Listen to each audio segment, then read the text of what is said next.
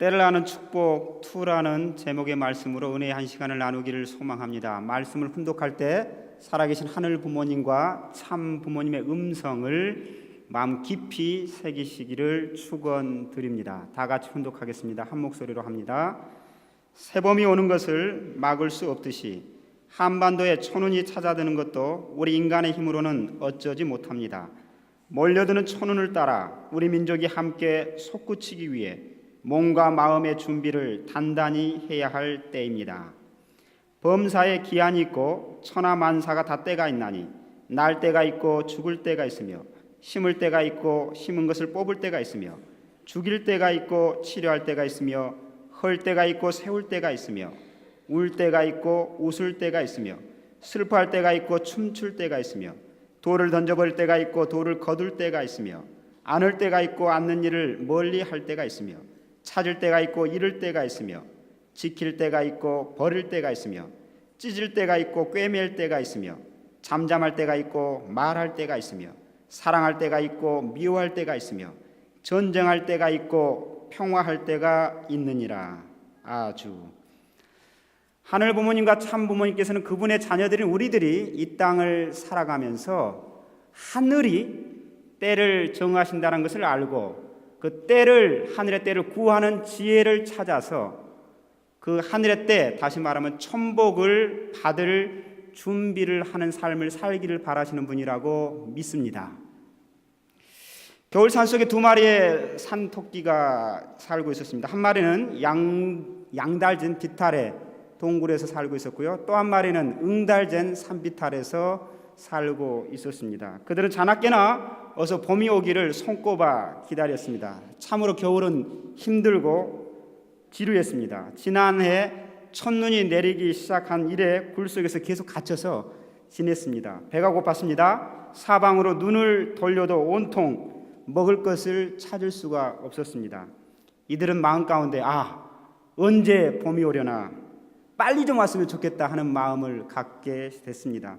기다리는 데는 잠이 역시 최고였습니다. 실컷 잤습니다. 양달진 산비탈에 살고 있는 토끼가 자고 일어나서 밖을 내다보니까 어느새 봄이 왔습니다. 토끼가 말하기를 야호 신난다 하면서 뛰쳐나가서 봄을 만끽했습니다. 그러나 응달진 산비탈에 살고 있던 토끼는 아직 봄이 온 것을 모릅니다. 실컷 자고 밖에 나가보니까 아직도 눈이 덮여 있는 것입니다. 또 봄이 안 온 줄 알고 또 실컷 자고 밖에 내다봐도 아직 눈이 안 녹아서 또 겨울인 줄 알고 또 실컷 잤습니다. 그러다가 토끼는 어떻게 됐을까요? 굶어 죽고 말았습니다. 때를 알지 못했습니다. 천하 범사에는 다 때가 있습니다. 인생에도 때가 있습니다. 봄에는 꽃이 피면은 씨를 뿌려야 되고요. 여름에는 열매를 맺어야 합니다. 가을에는 추수를 해야 됩니다. 겨울에는 추수한 그 열매를 창고에 저장해서 또 다른 봄을 준비를 해야 합니다. 그래서 때를 아는 지혜가 필요합니다. 때를 알지 못하고 행동하다는 반드시 낭패를 당하기 쉽습니다. 버려야 할 때 움켜쥐고 있으면은 바로 실패합니다. 낮아져야 할 때 높아지려고 하면은 망신을 당합니다. 기다려야 할 때를 알지 못하고 조급해하다가 일을 그치는 경우가 비일비재합니다. 때를 알고 기다릴 줄 아는 지혜, 그리고 그 때를 구하는 지혜가 우리 인생에 누구에게나 전부 다 필요한 것입니다. 그런데 그것은 때는 하나님이 주신다는 것을 우리가 명확히 알아야 합니다. 때는 하나님이 작정하신 것입니다. 하늘은 언제나 우리에게 늘 좋은 때를 준비하고 좋은 것을 주시기를 원하십니다. 그래서 이 때, 달리 말하면 천운을 다른 말하면 축복이라고 말했습니다. 축복의 때라고 말할 수 있습니다. 하늘은 축복의 때, 축복을 이미 우리에게 주셨습니다. 언제 주셨습니까? 에덴 동산에서 천지 창조를 다 하시고 나서 아담 에바를 창조하시고 난 다음에 3대 축복의 3대 천운의 때를 우리에게 주셨습니다. 생육하여 번성하고 만물을 주관하라 하신 천복의 말씀을 주셨습니다. 그 말씀이 바로 3대 축복의 말씀이 우리를 알고 있습니다. 그 3대 축복의 말씀이 온전히 그 말씀의 실체를 이루지 못하고 역사 가운데 우리 가운데 남겨져 왔던 그 축복의 때가 참 아버님, 참 부모님으로 말미암아 우리 가운데 명확히 밝히 보여졌고 그 실체가 우리 가운데 다가왔습니다. 본체는 말씀을 통해서 참 부모님이 뭐라고 말씀하셨습니까? 생육하라는 것은 뭡니까? 바로 우리가 하늘 부모님을 닮아서 온전한 개성 완성을 함으로 말미암아 하늘 부모님 우리의 체 가운데 들어와서 우리와 체와 더불어서 함께 호흡하고 사는 것을 생육의 축복의 때라고 말합니다. 번성은 무엇입니까? 우리는 이제까지 우리가 사랑해서 아내와 남편이 하나 되는 그 사랑 가운데라고 생각했지만 그것이 아니고 나와 체를 쓰신 그 하늘 부모님께서 부부가 사랑할 때 하늘 부모님도 같이 그 체 속에 들어와서 함께 사랑하서 번성을 해서 그 번성에 확장되는 것을 바로 생육의 축복이라고 말씀하고 있지 않습니까? 세 번째 축복은 무엇입니까? 그렇게 생육한 그 환경이 우리 주변에 있는 모든 환경권과 더불어서 온전한 조화와 균형을 이루면서 살아가는 그 축복을 우리 가운데 말씀해 주셨습니다. 사랑하는 식구 여러분, 하나님이 가장 좋아하시고 하나님이 가장 기뻐하시고 그때가 언제겠습니까? 그것은 당연히 하나님을 닮은 자로서 생육하는 자리이고 하나님을 닮은 사랑을 실천함으로 말미암아 그 사랑이 점점 더 확장되는 것이고 하나님을 닮은 사랑을 이웃 환경과 조화와 균형을 이루면서 사는 자리일 것입니다. 그러므로 하나님을 믿는 사람은 하나님이 주시는 그 때를 기다리는 지혜가 필요한 것입니다. 옛날 일본 봉건 시대에 천하를 통일했던 세 명의 지도자가 있습니다. 그 중에 첫 번째 지도자는 오다 노부나가입니다. 노부나가는 아주 독단적인 사람이었습니다. 때를 기다릴 줄 모르는 사람이었습니다. 그는 이렇게 말했습니다. 울지 않는 두견새는 죽여버려라. 또 한 사람은 우리 조선을 침략했던 임진왜란을 일으켰던 도요토미 히데요시입니다. 이 사람은 때려서라도 두견새를 울게 하라고 했습니다. 세 번째 사람은 도쿠가와 이에야스였습니다. 그는 두견새가 울 때까지 기다려라고 했습니다. 여러분 어떻게 하겠습니까? 두견새가 다리 말하면 천운의 때가 오지 않았다라고 해서 그 두견새를 죽여버리겠습니까? 때려서라도 울게 만들겠습니까? 아니면 울 때까지 기다리겠습니다. 두견새는요, 때가 되면 반드시 울게 돼 있습니다. 반드시 웁니다. 범사에 때가 있습니다. 그 때를 정하시는 분이 바로 하나님이시라는 것입니다. 그러므로 우리는 기도하는 가운데 그 때를 기다려야 하는 것입니다. 심을 때가 있고 자랄 때가 있고 거둘 때가 있습니다. 울 때가 있고 웃을 때가 있습니다. 아플 때가 있고 나을 때가 반드시 있게 마련입니다. 범사에 다 때가 있는 것입니다. 제가 청년대학부를 맡은 지 이제 12주째가 됐습니다. 토요일 청년대학부 예배를 11번째 드리고 이제 오늘로 하면은 사실은 12번째 예배를 드리게 됩니다. 하늘의 때를 맞추어서 청년대학부의 부흥과 발전의 천운의 때를 지금 만들어주고 계시고 있습니다. 지난주에는 큰 일들이 있었습니다. 토요 청년대학생 예배를 이제 주일 아까 강고에도 말씀했지만 2시에 집중해서 예배를 드리게 되었습니다. 그래서 이제 토요일 날은 3월부터는 그 비워진 토요일 그 시간에 청년 메시아 학교라고 해서 우리 청년들에게 리더십을 그리고 하늘 부모님의 말씀을 중심한 심정을 깊이 새기는 그런 시간을 만들어 가기를 소망합니다. 그래서 이렇게 큰 틀을 만들어 가고 있습니다. 그래서 그 틀을 온전히 받아 감당하기 위해서는 정성이 필요해서 지금 40일 청년대학생 부흥을 위한 정성기간을 갖고 있습니다. 오늘이 14일째인데요. 혹시 여러분 알지 못해서 동참하지 못하신 분이 있다면 함께 그 정성의 때에 동참하셔서 하늘이 청년대학생뿐만 아니라 천복궁에 주시고자 하는 축복의 때를 모두 받아 누리시고 이웃에게 나눠줄 수 있는 우리 천복궁 식구님들 되기를 진심으로 축원드립니다. 축원드립니다. 오늘의 말씀은 때를 아는 축복 2인데요. 이 축복의 말씀을 받아 누리기 위해서 3가지 말씀을 핵심으로 준비를 했습니다. 첫 번째는요, 다 같이 한번 읽어봤으면 좋겠습니다. 때를 분별할 줄 알아야 한다는 것입니다. 때가 얼마나 중요한가 성경에는 만사가 때가 있다고 하면서 전도서에 우리가 때 이야기를 했는데요. 벗기는 때가 아니라요, 하나님이 정하신 그 때 28번이나 나옵니다. 때가 있고 때가 있고 때가 있고 때가 있으니 얼마나 때가 중요하면, 얼마나 하늘이 정한 그 시간이 중요하면 그렇게 강조를 했는지 모릅니다. 여러분, 그런데요, 그 때를 알지 못하고 거꾸로 그 때를 보낸다면 어떻게 되겠습니까? 울어야 될 때인데 더 크게 웃는다면 어떻게 되겠습니까? 여러분, 휴대폰 다 가지고 계시죠? 그 휴대폰에요, 보면은 요즘은 자기가 좋아하는 음악을 저장해서 상대방이 전화를 걸면은 그 음악이 이제 지루하지 않게끔 전달되지 않습니까? 아주 신앙이 좋으신 분이 핸델의 메시아 그 부분에 할렐루야라고 있거든요. 할렐루야 할렐루야 하면서 하는 그 노래가 있는데요, 그걸 저장을 해놨습니다. 이분이 진동을 해놓지 않고 장례식에 갔어요. 전화가 왔습니다. 울어야 할 때인데 어떻게 했습니까? 아주 경쾌하게 하늘 앞에 영광을 돌리는 할렐루야 할렐루야 할렐루야를 불렀을 때 그 때에 맞지 않는 당황스러움은 어떻게 했겠습니까? 마찬가지입니다. 사랑하는 여러분, 버릴 때가 있고 지켜야 될 때가 있는데 버려야 될 때를 지킬 것을 고수한다면 어떻게 되겠습니까? 얼마나 문제가 많겠습니까? 하나님이 정하신 시기가 있고 때가 있다라고, 기한이 있다라고 이야기를 하고 있습니다. 그러므로 우리는 그 때는 하나님이 정하신 것 때문에 그 때는 하나님이 주관하시고 하나님이 다스리시고 하나님이 좋은 때로 인도하신다라는 그 하늘 부모님에 대한 우리의 주권을 전적으로 믿어야 할 때 하늘이 함께 하시는 줄 우리가 알아야 될 것입니다. 존 맥스웰이라는 사람이 있습니다. 리더십에 관한 권위자인데요, 그는 이렇게 이야기를 했습니다. 아무리 옳은 결정이라 할지라도 잘못된 시간에 한다면 그것은 받아들여질 수가 없다. 그리고 또 이런 말을 했습니다. 옳지 않은 결정도 또 옳은 시간에 한다고 하는 것도 그건 여전히 실수라고 이야기를 했습니다. 옳지 않은 결정은 받아들일 수 없는 결정이 되는 건 누구나 다 알지 않습니까? 옳은 결정이다만 잘못된 시간에 한다면 아무도 받아들이지 않는 것입니다. 또 살아가다 보면 중요한 변화를 해야 할 때가 분명히 있습니다.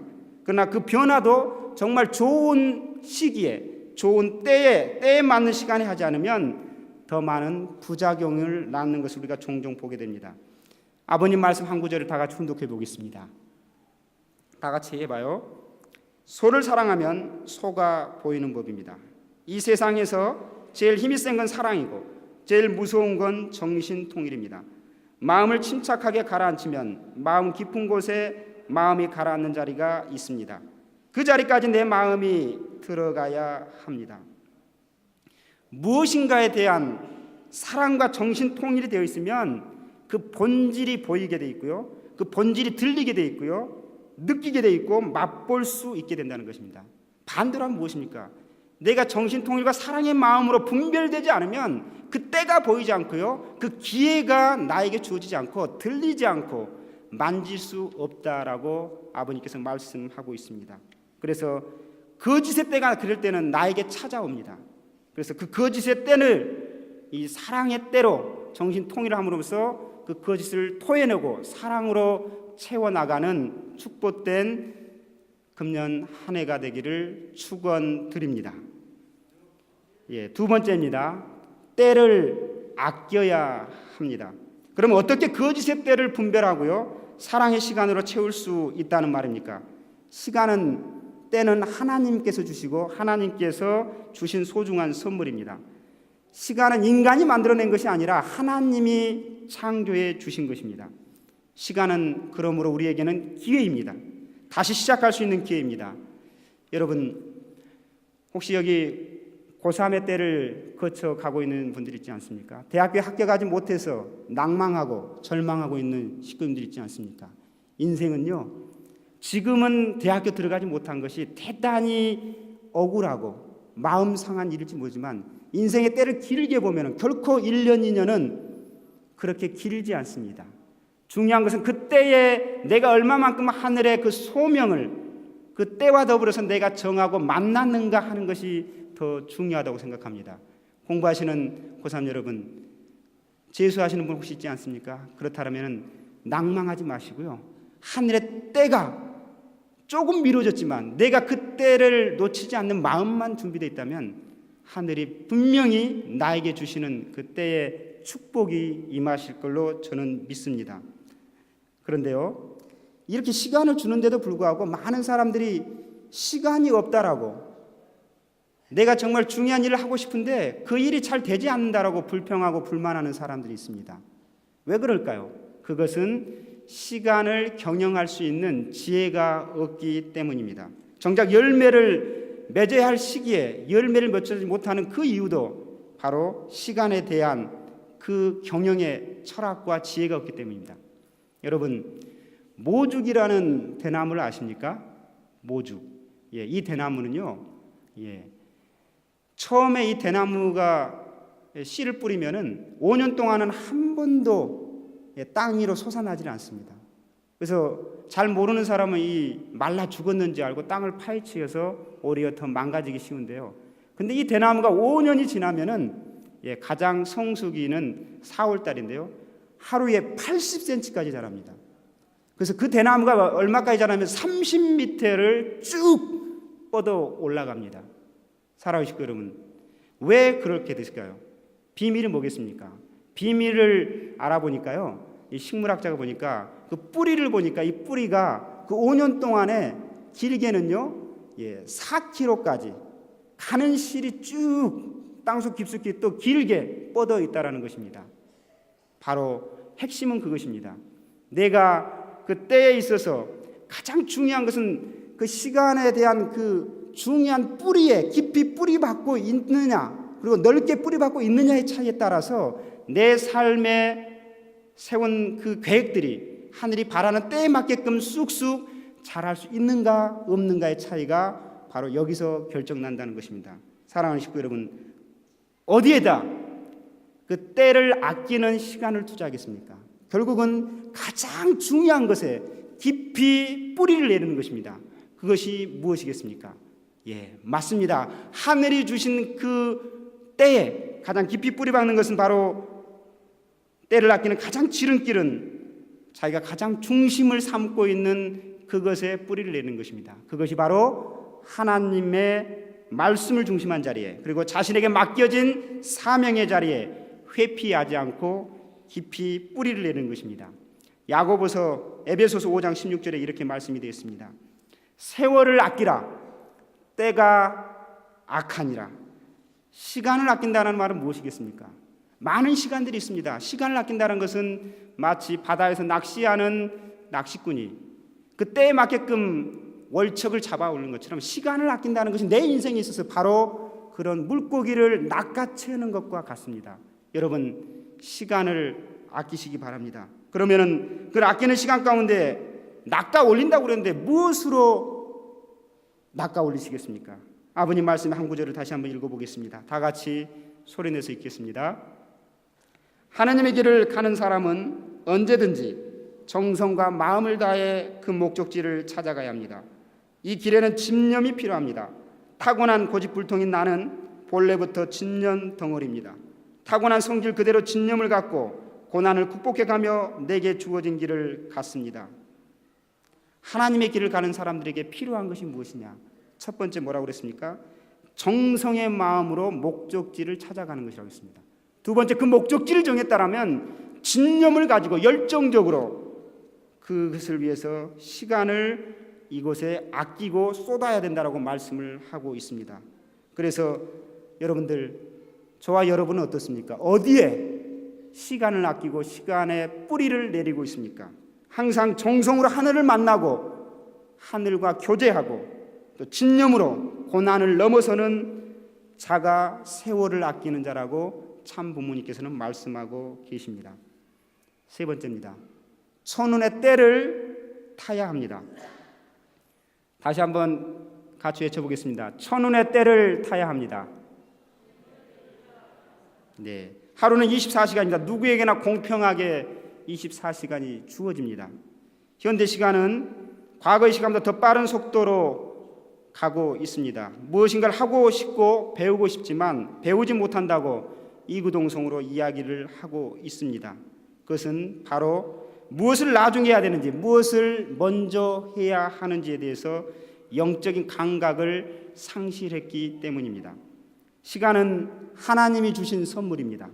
인류 전체에게 주어진 것이기도 하지만 나 한 사람을 위해 주신 것이기도 합니다. 그 많은 시간을 통해서 하나님께서 내 인생에 맡겨주신 거룩한 사명을 이루어가는 것이 하늘이 나에게 주신 시간이라는 축복입니다.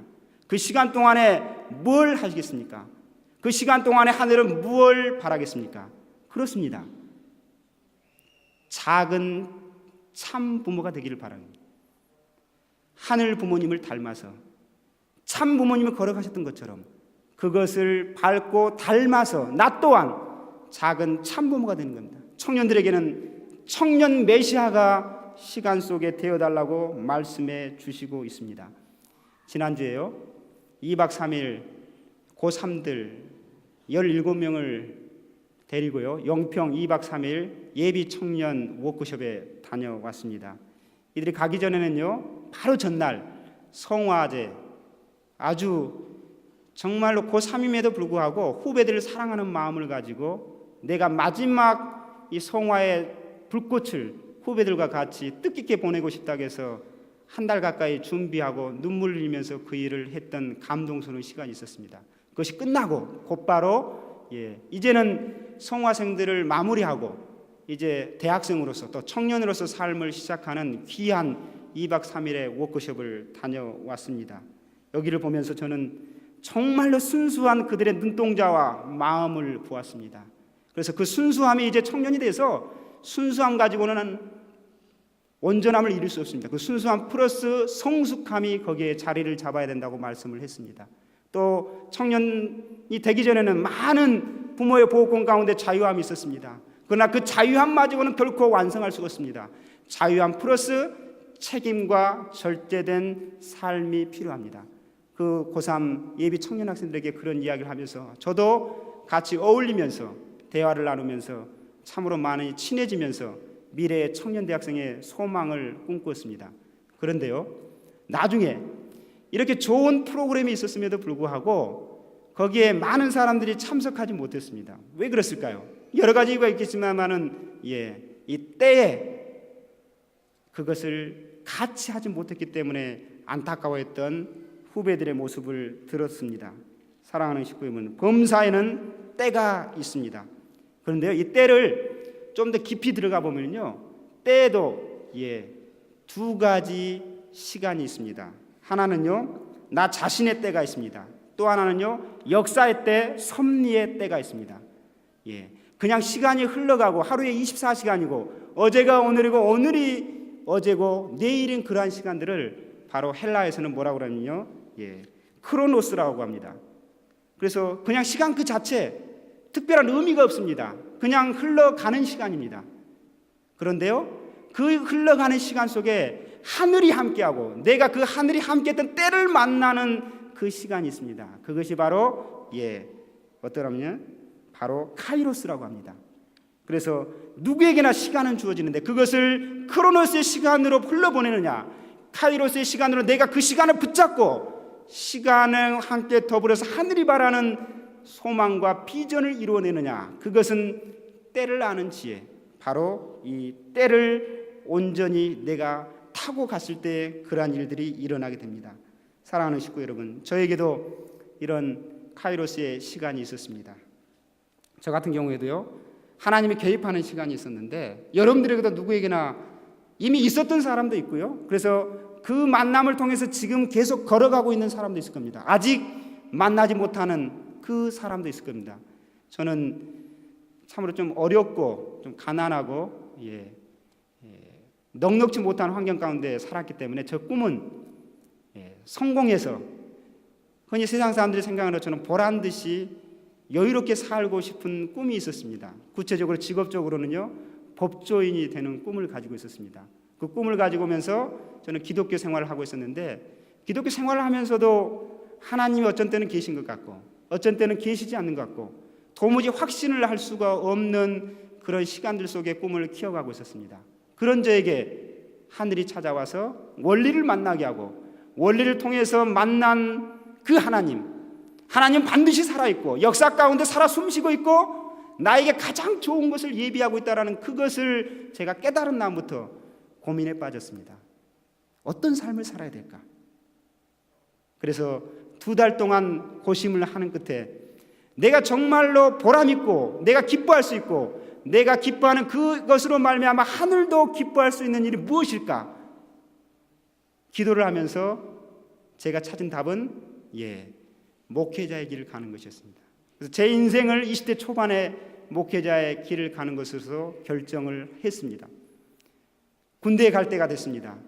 제가 목회자의 삶을 보니까 목회자가 되겠다고 결심을 하니까 목사님들을 보니까 특별히 학사에 있었으니까 학사 목회를 하시는 분들을 보니까 대단히 경제적으로 좀 열악하고 어렵더라고요.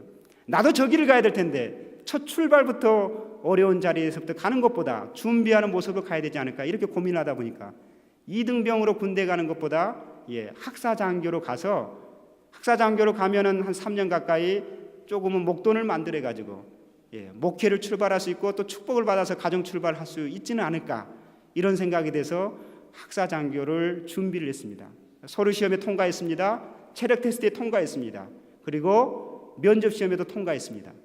그런데 마지막 다 소대장으로 갈 거라고 생각했지만 신원조에서 제가 떨어졌습니다. 제가 나이가 9살에 초등학교를 가서 또래 아이보다 한 살 더 많은 입장인데 25살에 이제 군대를 가야 되는데 하늘이 노랗더라고요. 그런데 하늘이 저한테 주신 마음이 있었습니다. 무슨 뜻이 있겠지. 그러면서 25살에 이등병으로 갔습니다. 참 군에 가니까 제 친구 아르트 씨는 이미 인사장교가 돼 있고 중대장이 돼 있고 뭐 그런 상황에 여러 가지 있었습니다만은 아무튼 제가 군대 생활했던 시기는 2년 2개월이었습니다. 그 군복무를 마치고 98년도 6월 달에 제대를 해서 그때부터 학사 목회를 시작을 했습니다. 그런데요, 그때 당시 학사장교로 갔다라면은 최소 3년간 장교로 복무해야 되고요. 플러스 2년이 더 될지도 모릅니다. 그런 입장인데 98년 10월 달에 참 부모님께서 브라질 자르딘에 이상가정 40일 수련을 처음으로 시작을 했습니다. 첫 번째 저희 장모님이 참석을 했는데 너무 은혜를 받아서 저보고 경제적인 제가 여유력이 없었습니다만은 도와주셔서 자르딘 수련에 가게 됐습니다. 그 자르딘 수련에 제 목회 인생의 일대 터닝 포인트가 됐습니다. 제가 목회를 하기로 결심을 했습니다만 제가 만난 참 부모님은 원리 강론을 통해서 만난 참 부모님이었습니다. 그리고 제가 참 부모님을 직접 뵌 것은 93년도 12월 달 31일에 하나님의 날 행사를 준비하기 전에 저기 청파동 본부교회에서 한 20m 뒤에서 뵀던 참 부모님이 전부였습니다. 그래서 이성적으로 만난 참 부모님이었습니다. 그런데 그때 벨지도입니까? 판타날에서 이제 성지순례 프로그램이 있는데요. 10여 명 정도 되는 곳에 그날 일정을 마치고 저녁에 참 부모님 조그마한 몇 평 안 되는 그 공간에서 훈독회를 잠깐 하는 그런 프로그램이 있습니다. 떫게 타흘린 그 아버님의 용안을 보면서 제가 무너져 내렸습니다. 통곡이 나왔습니다. 머리로 알고 있었던 참 부모님, 이성으로 알고 있었던 그 참 부모님이 그 참 부모님의 개척의 현장 가운데 가장 수고하시는 그 용안을 뵈면서 저도 모르게 눈물이 폭포수처럼 터져 나왔습니다. 저분이라면 내 생명을 걸고 가겠다. 저분이라면 내 모든 걸 버려도 아깝지 않겠다. 저분이라면 내 육신의 부모님보다 더 모든 것을 우선시해야 할 가치가 충분히 있다. 그래서 제 목회의 모든 자양분이 거기에서 싹트고 자라고 제 목회의 심정적인 기준이 한 번도 흔들리지 않는 기회가 됐습니다. 제가 만약에 학사장교를 갔다라면 그런 일은 일어날 수가 없었을 것입니다. 그런 천운의 때는 올 수가 없었을 것입니다. 그럼에도 불구하고 그 때에 부족했지만 하늘이 다른 뜻이 있을 것이다 라고 했던 그 내용이 현재까지 오는 자양분이 되었습니다. 사랑하는 식구 여러분, 예레미야 33장 3절에는 이렇게 말합니다. 너는 내게 부르짖으라. 내가 내게 응답하겠고 내게 알지 못하는 크고 은밀한 일을 내게 보이리라. 그렇습니다. 때를 구하고 하늘 앞에 갈구하면은 반드시 응답하겠다고 하늘은 말씀합니다. 응답가 아니라 그 응답 속에 여러분과 나와 우리 천복궁의 청년대학생들을 중심으로 모든 식구님들에게 같이 세일을 하겠다고 하늘 부모님은 분명히 말씀을 하고 있습니다. 최근에 묵상한 아버님 말씀 한 구절 봉독하겠습니다. 다 같이 봉독하겠습니다. 그날 나는 슬픈 얼굴의 예수님을 확실히 보았습니다. 그리고 그 음성을 분명히 들었습니다. 예수님을 현연한 내 몸이 사시나무 떨리듯 심하게 떨렸습니다. 그 자리에서 당장이라도 죽을 것 같은 두려움과 터질 듯한 감격이 한꺼번에 엄습했습니다. 사랑하는 식구 여러분, 사람은 언제 두려움을 느낍니까? 언제 두려움에 뜹니까? 방금 봉독한 아버님의 자서전 말씀 보면서 저는 큰 충격을 느꼈습니다. 아니, 메시아이신 아버님도 두려움을 느꼈다. 아니, 아버님도 두려움을 느꼈다. 충격이지 않습니까? 그런데 왜 아버님이 두려움을 느꼈는가? 놓고 보니까 공생애를 출발하기 전에 바로 인생의 삶의 끝이 무엇인가를 몰랐던 무지했던 부분 때문에 두려움을 느꼈다고 합니다. 그렇습니다. 우리가 앞길을 모르면, 그 때를 모르면 누구나 두려움을 느끼게 됩니다. 그 두려움을 이기는 방법이 무엇입니까? 참부모님의 나중에 읽어보면은요, 그 두려움을 이기는 방법은 바로 기도의 자리, 하늘 앞에 그 때를 묻는 자리에서 두려움을 극복하고 나중에 그 기도가 깊어지니까 참 아버님께서는 마음의 평안이 찾아왔다라고 말씀을 하고 있습니다. 그런데요, 자서전 더 읽어보면은요, 그 이후에 보면 또 한 번 아버님께 두려움이 옵니다. 언제 두려움이 오신지 아십니까? 그것은 하늘로부터 인류를 구원하라는 사명을 받을 때입니다. 두려움이 또 오는데요, 무지했을 때 오는 거하고 두 번째 사명을 받을 때입니다. 내가 어떻게 그 일을 감당할 수 있을까? 내가 어떻게 하늘이 바라는 그 소망의 때를 동력하면서 이룰 수 있을까? 여러분, 2014년을 살아가면서 여러분에게 맡겨진 두려움이 혹시 있지 않습니까? 그런데 아버님은 분명히 말씀합니다. 그 두려움이 왔을 때 어떻게 극복하느냐? 바로 기도의 자리, 두 번째 참의 자리에 설 때 두려움은 물러간다라고 이야기를 합니다. 사랑하는 식구 여러분, 그래서 천운의 날개를 달고 하늘의 뜻 앞에 두려움을 극복하는 그 자리 가운데 하늘이 함께 내 날개를 높이 들려주실 것입니다. 그럴 때 독수리처럼 피곤치 않는 힘찬 비상이 출발될 것입니다. 때를 아는 축복입니다. 어떻게 하라고요? 첫 번째, 때를 분별할 줄 알아야 됩니다. 두 번째, 때를 어떻게 하라고요? 때를 분별하고, 두 번째, 때를 세 번째는 뭐였습니까? 바로 두 번째 때를 아끼라는 것이었습니다. 세 번째는 천운의 때를 아끼면서 천운의 때를 타라고 말씀을 드렸습니다. 그래서 그렇게 된다라면은 두려움이 기도로 변하고 전날의 한숨이 노래가 되는 찬송가처럼 천운의 때를 아는 축복된 자리에 우리 모두 서게 될 것입니다. 그래서 그 길에서 함께 천운을 누리기를 소망합니다. 그래서 두려움이 기도가 되고 한숨이 노래로 바뀌는 하늘의 역사하심을 모두 다 경험하시는 모든 식구님 되시기를 참 부모님의 이름으로 축원드립니다.